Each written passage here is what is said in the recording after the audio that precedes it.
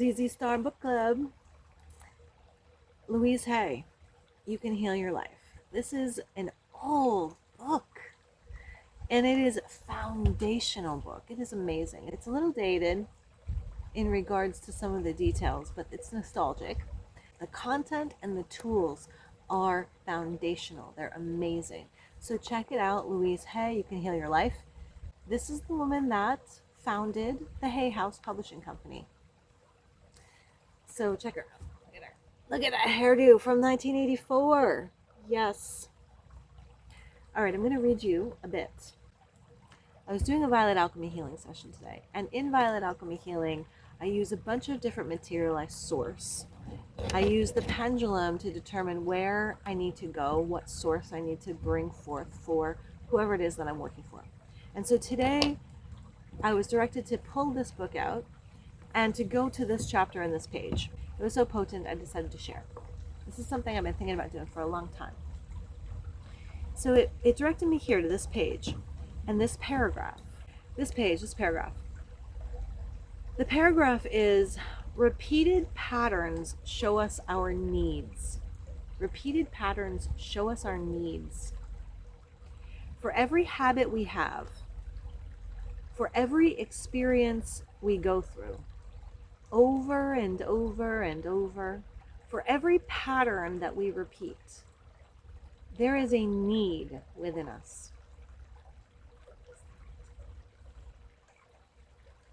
It's a blue heron. That was a blue heron.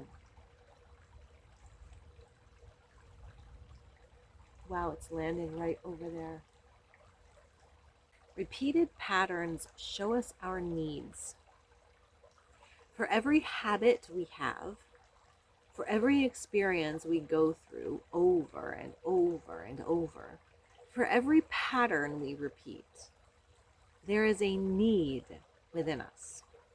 There is a need within us for that pattern. The need corresponds to some belief that we have. If there were not a need, we wouldn't have it. We wouldn't do it. We wouldn't be it.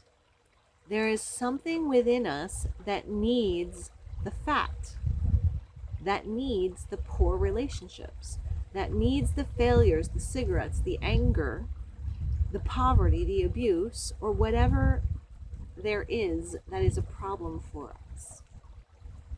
How many times have we said, I will never do that again? And then before the day is up, we have the piece of cake, smoke the cigarettes, say the hateful things to the ones we love, and so on. Then we compound the whole problem by angrily saying to ourselves, I have no willpower. I have no discipline. I'm so effing weak. This only adds to the load of guilt that we already carry. It has nothing to do with willpower or discipline. Whatever we are trying to release in our lives is a symptom, an outer effect. Trying to eliminate the symptom without working on or dissolving the cause is useless. The moment we release our willpower or discipline, the symptom crops up again. One of the affirmations that we use is, I'm willing to release the need for resistance. I'm ready and willing to release the need for the headache, the constipation, the excess weight, the lack of money, the whatever. I'm willing to release the need is one of the first affirmations that we can use. The webs we create around ourselves need to be unwound. Love yourself in the process. I am unworthy causes procrastination. If one of my inner belief systems or thought patterns is I am unworthy, then one of my outer effects will probably be procrastination. After all, procrastination is one way to keep us from getting where we want to go. Most people who procrastinate will spend a lot of time and energy berating themselves for procrastination. They will call themselves lazy and generally make themselves out to feel they are bad persons. I've certainly had that pattern for a bit. That crops up once in a while, yeah. Resentment of another's good. I had a client who loved attention and usually came to class late so he could create a stir. He had been the baby of 18 children and he came last on the list of getting. As a child, he watched everyone else have, while he just longed for his own. Even now, when someone had good fortune, he would not rejoice with them. Instead, he would say, "I wish I had that." His resentment of their good was a barrier to his own growth and change. Self-criticism is totally missing the mark. It will only intensify the procrastination and laziness. The place to put the mental energy is in releasing the old and creating a new thought pattern. I am willing to release the need to be unworthy. I am worthy of the very best in life, and I now lovingly allow myself to accept it.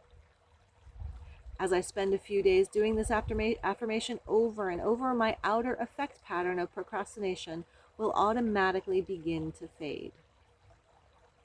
As I internally create a pattern of self-worth, then I no longer have the need to delay my good. So let's stop wasting time and energy putting ourselves down for something we can't help doing if we have certain inner beliefs. Let's change those beliefs. I am willing to release the pattern within me that is creating this condition.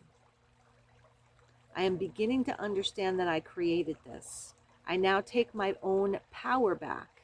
I am going to release this old idea and let it go. Louise, hi. This was the chapter on resistance to change. This is a fantastic book. She has a list in this book. This was like really, really popular in the 90s. She's got this list in this book of all of the different, or many of the different health problems that people might be challenged with, the belief system that creates them, and the affirmation to support the healing. So one more thing before I go. A little affirmation, a little repeat after me, if you like, to support some integration of the consciousness work that we just did. There's consciousness work and there's energy work in spiritual healing. Consciousness work with the mindset, energy work, calling in the guides, the angels, the Reiki, the violet flame. And we do both of those in Violet Alchemy. But for now, repeat after me, if you will. In the infinity of life where I am, all is perfect, whole, and complete. I see any resistance patterns within me only as something else to release.